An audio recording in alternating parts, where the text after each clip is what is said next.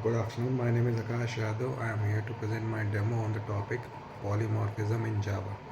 So polymorphism क्या है basically? ये दो वर्ड से बना है, poly और morph. Poly का मतलब होता है many, morph का मतलब होता है forms. So कोई भी ऑब्जेक्ट जिसके मल्टीपल, कोई भी ऑब्जेक्ट या एंटिटी जिसके मल्टीपल फॉर्म्स हैं, उसको उस कॉन्सेप्ट को कहेंगे हम लोग पॉलीमॉर्फिज्म. या हम सिंपल वर्ड्स में कह सकते हैं कि कोई एंटिटी है जो मल्टीपल बिहेवियर शो कर रही है, उसको हम कहेंगे पॉलीमॉर्फिज्म. फॉर एग्जांपल हमारे पास MS धोनी है. He performs different type of task in a same match, like he is a wicket keeper, he is a batsman, he is a captain. So entity Dhoni has multiple form which is captain, wicket keeper and batsman.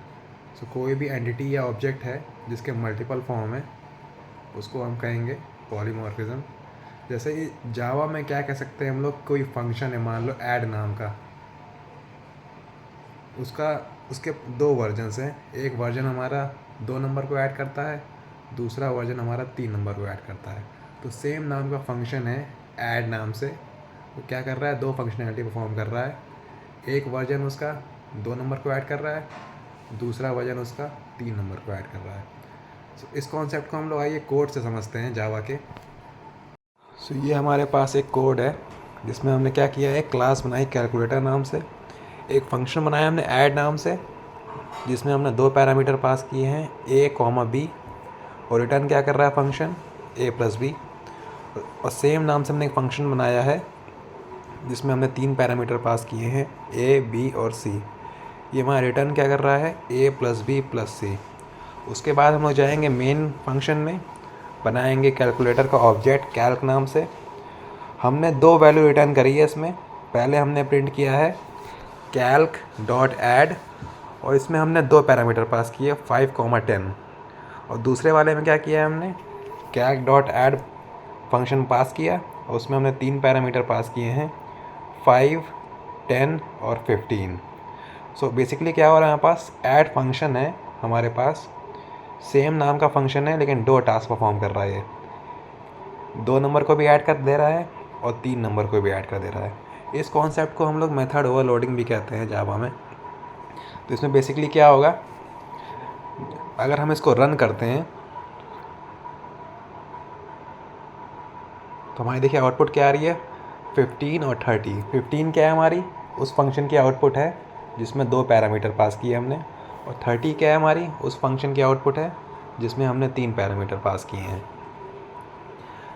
तो अगर हमें एक question आता है कि दो function हमारे same नाम से हैं, तो उसको डिफरेंशिएट कैसे करेंगे हम लोग. तो इसमें हमारे पास डिफरेंस इन पैरामीटर्स से हम लोग डिफरेंशिएट करते हैं. जैसे मान लीजिए देखो, पहला फंक्शन है हमारे पास, उसमें 2 पैरामीटर्स हैं, दूसरे वाले में 3 पैरामीटर्स हैं. तो दोनों ऐड फंक्शन में हम लोग डिफरेंशिएट कैसे करेंगे, कौन सा वाला कॉल होने वाला है. तो सिंपल, हमारा अगर 3 पैरामीटर होंगे तो 3 पैरामीटर वाला कॉल हो जाएगा. अगर 2 होते हैं तो 2 वाला कॉल हो जाएगा. तो सेम नेम होंगे और डिफरेंट पैरामीटर्स होंगे. और इस कॉन्सेप्ट को हम लोग मेथड ओवरलोडिंग भी कहते हैं. ये पॉलीमॉर्फिज्म का एक टाइप है. बेसिकली 2 टाइप होते हैं, ओवरलोडिंग, ओवरराइडिंग. अभी हम लोग ओवरलोडिंग देखते हैं. तो इसमें बेसिकली हुआ क्या है कि एक फंक्शन था ऐड नाम का, उसमें हमने एक फंक्शन में हमने 2 वैल्यू पास करी a, b, दूसरे वाले में 3 वैल्यू पास की a, b, c. फंक्शन का नाम सेम है, बस पैरामीटर अलग हैं. और अगर हम लोग 2 वैल्यू पास करते हैं, जैसे देखिए 5, 10 पास किया था नीचे, तो इसमें क्या होगा, इसका आउटपुट क्या आएगा 15. अगर हम लोग 5, 10, 15 पास करते हैं तो इसका आउटपुट क्या आ जाएगा 30. तो इस फंक्शन ने, ऐड फंक्शन ने मल्टीपल रोल परफॉर्म किए.